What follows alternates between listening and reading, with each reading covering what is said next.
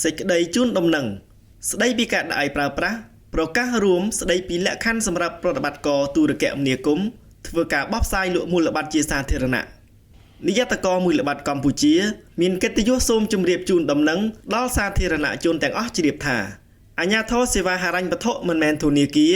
បានអនុម័តដាក់ឲ្យប្រើប្រាស់នៅប្រកាសរួមលេខ025អសហប្រកចុះថ្ងៃទី23ខែកុម្ភៈឆ្នាំ2026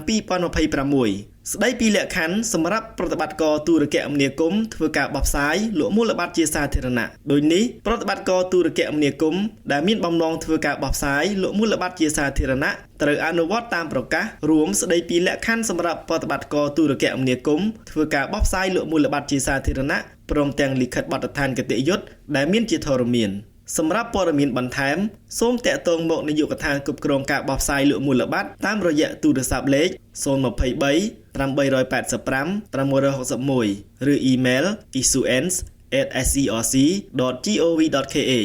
សេចក្តីដែលបានជម្រាបជូនខាងលើសូមប្រតិបត្តិការទូរគមនាគមន៍និងសាធារណជនជ្រាបជាព័ត៌មានថ្ងៃប្រហោះ2រោចខែផលគុណឆ្នាំម្សាញ់សពស័កពុទ្ធសករាជ2569រាជធានីភ្នំពេញថ្ងៃទី5ខែមីនា គ្រិស្តសករាជ